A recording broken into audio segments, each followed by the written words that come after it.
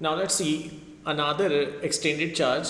Now the charges are distributed over the entire surface of a spherical body. Now this type of charged body is also called as charged shell. इसे shell भी कहा जाता है student. अब इसके लिए हम लोग पोटेंशियल देखेंगे अलग अलग पॉइंट्स पे क्या होता है. तो यहाँ पे say for example this is a symmetric body and the charges are distributed. आप देख पा रहे होंगे प्लस क्यू नाम का जो चार्ज है इसके पूरे सरफेस पे डिस्ट्रीब्यूटेड है. इस शेल का जो रेडियस है वो कैपिटल आर से डिनोट किया जा रहा है. और यहाँ पे हम अभी कुछ पॉइंट्स कंसीडर करेंगे. मान लो पहली केस में द वेरी फर्स्ट इज जो पॉइंट है वो आउटसाइड द चार्ज मान के चलेंगे. यहाँ पे आउटर पॉइंट कंसीडर करते हैं पी ओ. उसका डिस्टेंस यहाँ से इसके सेंटर से स्मॉल आर डिस्टेंस अभी मान लेते हैं. तो हम ये मान लेते हैं कि पहले केस में हमारा जो point outer for outer point आप पोटेंशियल निकाल रहे हो और उस पर भी आप आउटर पॉइंट की बात कर रहे हैं. तो आउटर पॉइंट का मतलब ये होगा कि जो डिस्टेंस है वो small R is greater than capital R. This is the condition. तो हमारा पॉइंट जो है शेल के आउटसाइड देखने को मिल रहा है और इस पॉइंट पे पोटेंशियल हमें निकालना है. तो स्टूडेंट यहाँ होता क्या है कि यहाँ जो स्पेरिकल बॉडी है वो एक सिमेट्रिक बॉडी है और पूरे के पूरे चार्ज जो है वो यूनिफॉर्मली डिस्ट्रीब्यूटेड है इसकी पूरी सरफेस पे. तो यहाँ से जो इलेक्ट्रिक फील्ड लाइंस होगी वो सिमेट्रिकली बाहर निकलेगी इन ऑल पॉसिबल डायरेक्शन. अब हम ये कह सकते हैं कि दिस बॉडी बाहर वाले पॉइंट को ऐसा लगेगा जो फील्ड है वो बाहर वाले पॉइंट पे अगर खड़े रहते हैं तो वहाँ ऐसा फील होगा कि the field the line of force is coming from the centre of the spherical charge. तो यहाँ से आ रही है ऐसा फील होगा. तो इस केस में हम इस बॉडी को इस चार्ज शेल को as a point charge treat कर सकते हैं और डायरेक्टली पोटेंशियल का फॉर्मूला लगा सकते हैं. तो for this particular case the potential at the outer surface is denoted with V suffix O and it is nothing but K times total charge present over the surface of the shell divided by distance of separation. तो यहाँ से आप direct इसे लिख सकते हो because ये एक सिमेट्रिक बॉडी होने के कारण चार्ज का डिस्ट्रीब्यूशन बिल्कुल सिमेट्रिक होने के कारण बाहर वाले पॉइंट पे आपको यही लगेगा कि ये जो लाइन ऑफ फोर्स है जो ये शेल से आ रहे हैं वो इस सेंटर से आ रहे हैं. तो इस केस में हम इस शेल को as a point charge treat कर सकते हैं. अब आइए बात करते हैं for the point at the surface. अब हम लोग निकालने वाले potential for the point at the surface of the shell. For the point at the surface. तो सरफेस वाले पॉइंट के लिए पोटेंशियल निकालने जा रहे हैं. नाउ सी स्टूडेंट, अगर पॉइंट सरफेस पे आ जाता है तो स्मॉल आर की वैल्यू क्या हम कह सकते हैं कि स्मॉल आर बिल्कुल कैपिटल आर के बराबर हो जाएगा बिकॉज डिस्टेंस तो हम सेंटर से ही मेजर करते हैं. तो सेंटर से अगर आप ये डिस्टेंस अगर देखते हैं तो you will come to know that ये वाला स्मॉल आर की जो वैल्यू है वो ऑलमोस्ट इक्वल हो जाएगी किसके, तो कैपिटल आर के. जैसे कि यहाँ हमने ये यहाँ अगर पॉइंट ले लिया सरफेस वाला तो यहाँ पे आपका small R is nothing but capital R के बराबर हो जाएगा. Now again the same story कि यहाँ वाले पॉइंट पे जब आप यहाँ टेस्ट चार्ज को रखते हैं तो उस टेस्ट चार्ज पे जो फील्ड लग रही है वो आपको फील होगा because of the symmetry of the shell कि वो फील्ड जो फोर्स लगा रही है वो डेफिनेटली किसी एक पॉइंट से लगा रही होगी and that point would be at the origin और सेंटर. तो उस वजह से यहाँ पे क्या होगा कि सरफेस पे भी अगर देखा जाए तो हम कह सकते हैं जो फील्ड समझ में जो पोटेंशियल की अगर बात करें तो सरफेस पे जो पोटेंशियल है उसे हम लिख सकते हैं डायरेक्ट फॉर्मूला यूज़ कर सकते हैं. वो हो जाएगा K times Q divided by capital R. So this is the potential at the surface of the charge shell. तो ये तो सरफेस की बात हो गई. Now come on students, now moving down to the inner point. तो अब बात करते हैं हमारा एक पॉइंट हम लोग यहाँ ले लेते हैं. इस पॉइंट को इनर पॉइंट कह देते हैं. ए पॉइंट का जो डिस्टेंस है ये डिस्टेंस स्मॉल आर मान लेते हैं. अब इस केस में द थर्ड सिनेरियो सेज कि हमारा जो स्मॉल आर है वो कैपिटल आर से छोटा है, मतलब हमारा जो पॉइंट है वो अंदर की ओर आ रहा है, चार्ज शेल के अंदर आ रहा है। तो थर्ड पॉइंट की बात करेंगे, for the inner point, for the inner point, inner point. अब इनर पॉइंट की अगर बात करें स्टूडेंट्स तो हम ये कहेंगे small R is less than capital R, just like this. इस तरीके से हमने लिखा हुआ है। अब आगे बढ़ते हैं, देखिए क्या होगा यहाँ पे।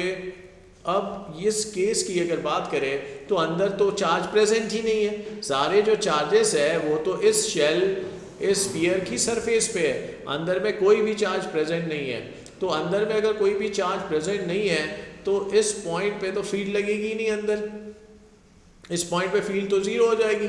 तो इस केस में पोटेंशियल का क्या होगा? बाय द वे फील्ड तो जीरो हो जाती है, हमने इसके पहले शेल के केस में हमने फील्ड निकाली हुई है। हमें पता है कि इस अंदर वाले केस में ई इनसाइड जो होता है शेल के केस में होती है जीरो, लेकिन पोटेंशियल का क्या होता है आइए इसको भी समझ लेते हैं। हमने अभी थोड़ी देर पहले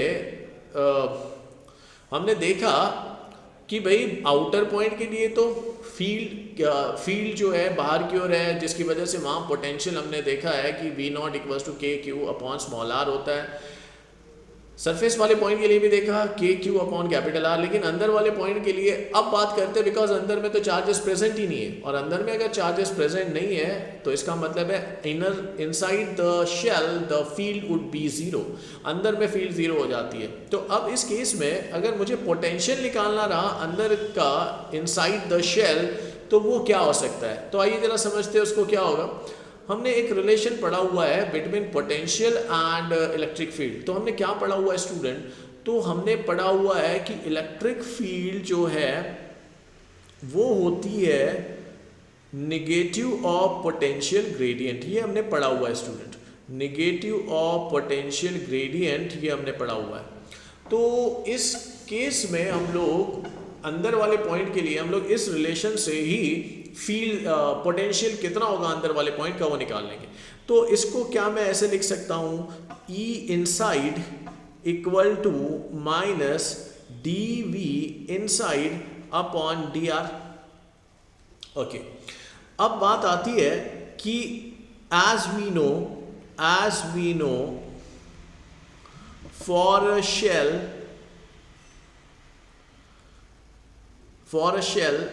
E inside is equals to 0।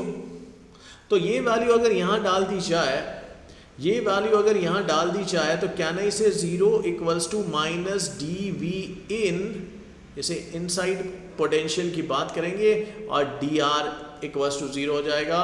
अगर इससे आगे बढ़ते हैं तो ये माइनस साइन इधर चले जाएगा, डी आर इधर जाएगा, तो क्या मैं बोल सकता हूँ D V in equals to 0। Can we say this? D in का मतलब होता है डिफरेंस। डिफरेंस की अगर मैं बात करूं, डिफरेंस का मतलब सुन लो स्टूडेंट्स होता क्या है। अगर इस पॉइंट की मैं बात कर रहा हूं तो एग्जैक्टली यहाँ इन दोनों पॉइंट्स के बीच की बात कर रहा हूँ। तो यहाँ से यहाँ तक जाने के लिए जो पोटेंशियल डिफरेंस आपके समझ में आ रहा है वो डिफरेंस की बात हो रही है।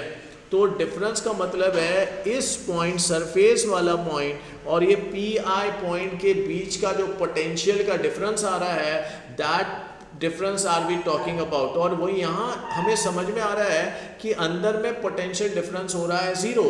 इसका मतलब हो रहा है अंदर में जो पोटेंशियल है वो तो कांस्टेंट आ जाएगा, मतलब अंदर में डिफरेंस 0 है। इसका मतलब है final potential minus initial potential वो हो गया 0। फाइनल पोटेंशियल, अब थोड़ा सा समझो इस कंसेप्ट को समझो। डिफरेंस का मतलब यहाँ से आप इन्फिनिटी से पोटेंशियल निकाला कैसे करते थे, तो इन्फिनिटी से यहाँ तक पहले पहुंचे आप सरफेस तक, जो वर्क डन पर यूनिट टेस्ट चार्ज किया वो पोटेंशियल यहाँ का, उसके बाद यहाँ से भी आप अंदर की ओर आए, अंदर की ओर आने के बाद यहाँ का जो एडिशनल वर्क हुआ उस पर यूनिट टेस्ट चार्ज वो पोटेंशियल, तो यहाँ का पोटेंशियल और यहाँ का पोटेंशियल, इसका डिफरेंस अगर 0 है तो हम यही कहेंगे डिफरेंस जो है वो हम ऐसे लिख सकते हैं, फाइनल मतलब inside point P I minus V S surface equals to 0, that's a difference. इसे मैं डिफरेंस बोल रहा हूँ student, that's a difference in potential, difference in potential, difference in potential. Difference अगर 0 है तो क्या मैं लिख सकता हूँ V P I minus V S equals to 0। V P I का मतलब होता है potential at point P internal point minus potential at the surface. तो हमने ऐसा लिखा हुआ है इसको। अब यहाँ पे can we say V P I minus V S equals to 0, can we write like this, V P I equals to V S. तो इसका मतलब है अंदर वाले पोटेंशियल, अंदर वाले पॉइंट का जो पोटेंशियल है वी पी आई, वो सरफेस वाले पॉइंट के पोटेंशियल के बराबर हो जाएगा, जो कि हमें लिखा हुआ है, जो कि हमें पता है कि कितना है, K Q upon capital R. So this is the potential at a point inside the charge shell. तो अंदर वाले पॉइंट के लिए भी स्टूडेंट आपका जो पोटेंशियल होता है, कोई भी पॉइंट ले लीजिए, anywhere inside the shell you will see the same potential as that of the potential at the surface of the charge shell. तो अंदर वाले पॉइंट पे कहीं पे भी, इनफैक्ट अगर ये अंदर वाला पॉइंट सेंटर भी हो तो सेंटर पे भी यहाँ जो फील्ड है, ये सेंटर पे भी जो पोटेंशियल है उतना ही होगा जितना सरफेस पे है। तो यहाँ पे हम लिख सकते हैं similarly at the सेंटर पे भी अगर आपसे पूछा जाए कि पोटेंशियल कितना होगा, तो your answer would be potential at the centre will be equal to the potential at the surface, और सरफेस पे पोटेंशियल कितना है तो your answer would be K Q upon capital R. So this is the potential at different points due to charge shell. I hope it is understood. Thank you.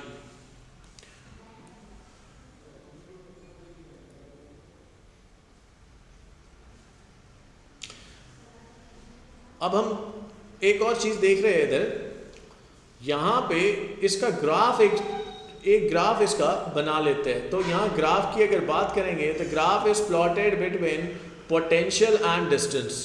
तो potential y पे ले लिया और distance ले लेंगे x axis पे। अब देखिए यहाँ कुछ पॉइंट्स की बात करें, जब r हो जाता है कैपिटल R के बराबर, तब हम लोग बोलेंगे कि पॉइंट जो है वो सरफेस पे लिया हुआ है। तो जब पॉइंट सरफेस पे होता है तो उस केस में जो पोटेंशियल हमें समझ में आता है वो होता है K Q upon capital R। अब यहाँ ये वाला जो रीजन है इसमें small r is less than capital R, मतलब यहाँ जो पॉइंट है इनसाइड द चार्ज शेल माना जाएगा, और यहाँ की अगर बात की जाए it is outside the charge shell, मतलब small r is greater than capital R। अब अगर बात करें, आप अगर देखें अंदर वाले पॉइंट पे, अंदर में जो भी पॉइंट है right from the centre to the surface, the potential remain fixed, the potential remain constant. आप देख पा रहे होंगे कि पोटेंशियल बिल्कुल फिक्स्ड है और पोटेंशियल बिल्कुल कांस्टेंट देखने को मिल रहा है। तो इस केस में स्टूडेंट यहाँ से यहाँ तक के लिए, यहाँ से यहाँ तक के लिए पोटेंशियल जितना सरफेस पे है उतना ही पोटेंशियल आपको सेंटर से लेके सरफेस तक समझ आ रहा होगा, तो इट विल रिमेन कांस्टेंट। आप ये कह सकते हो कि सेंटर से लेके सरफेस तक सरफेस तक पोजीशन अगर आप बदलते हो तो पोटेंशियल आपको सेम देखने को मिल रही है। Now what will happen after that if the distance between the point and the centre of the charge is greater then the radius of the sphere. तो उस केस में क्या होता है कि हम लोग बात कर रहे हैं आउटर पॉइंट की। तो आउटर पॉइंट में अगर आप देखते हो तो आपको समझ में आता है कि आउटर पॉइंट के लिए के क्यू अपॉन स्मॉल r, जैसा जैसा r बढ़ता चला जाएगा पोटेंशियल कम होता चला जाएगा। तो इस केस में हम ऐसे लिख सकते हैं कि it is inversely proportional to r, और इस टाइप का ग्राफ आपको देखने को मिलेगा। सो this is the graph in case of uniformly charged shell। तो आई होप ये आपको क्लियर हो गया होगा graph as well as the explanation part of the shell. Thank you so much.